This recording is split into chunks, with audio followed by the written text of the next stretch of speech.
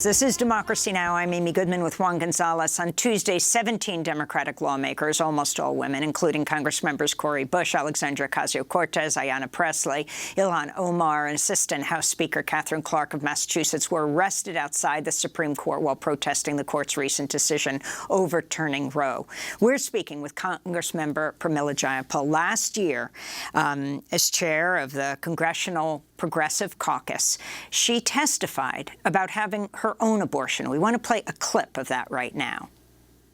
I speak to you as one of the 1 in 4 women in America who have had an abortion. And for you to understand how I ultimately decided to have an abortion, I have to start earlier with the birth of my first child, Janak. Janak was born at 26.5 weeks while I was on a 2-year fellowship living in India. They weighed only 1 pound, 14 ounces, and upon birth went down to a weight of just 21 ounces. Janak was so small they fit in the palm of my hand, the size of a medium-sized squash. For 3 months, we did not know if Janak would live or die.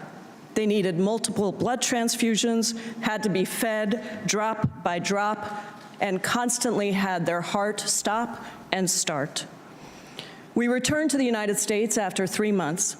In those early, intensely difficult years, Janak had hydroencephalus, water on the brain, seizures, and repeatedly returned to the emergency room because of life-threatening pneumonia. The fact that Janak is a 25-year-old beautiful human being is a true miracle and the greatest gift in my life. At the same time that Janak was born, I was also fighting to keep my legal permanent resident status, married to a U.S. citizen with a U.S. citizen child now. In the end, I was able to return to the United States with Janak, provided that I started from scratch to qualify for citizenship. As a new mom taking care of a very sick baby and recovering from major surgery myself, I was struggling. I experienced severe postpartum depression and post-traumatic stress disorder that was only diagnosed after I contemplated suicide and realized I needed to seek help. My marriage did not survive. We split custody of Janak, and I was a part-time single parent. Shortly after, I met a wonderful man who is my husband today. I knew I was not ready to have another child, so I religiously took my daily contraceptive pill. Despite that, I became pregnant. I consulted with my doctors who told me that any future pregnancy would likely also be high risk to me and the child, similar to what I had gone through with Janak. I very much wanted to have more children, but I simply could not imagine going through that again. After discussions with my partner, who was completely supportive of whatever choice I made, I decided to have an abortion. That is Congressmember Pramila Jayapal testifying bravely in Congress last year. Congressmember Jayapal, since then, Roe v. Wade has been overturned. Your comments? Amy, it's a catastrophic decision, and it is very clear to me that this decision made by 5 Supreme Court justices who were appointed by presidents who lost the popular vote have literally taken it upon themselves to overturn not just this precedent, but to prepare for overturning other precedent.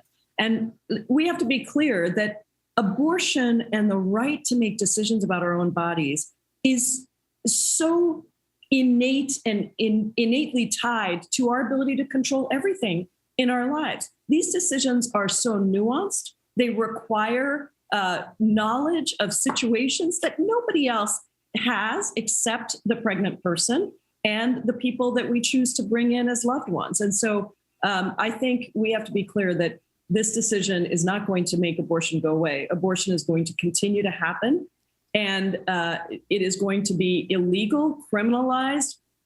People are going to die. And so we cannot let it stand. It's why we have to codify Roe v. Wade, and we have to push back on this radical Supreme Court. Congresswoman, I'd like to ask about another burning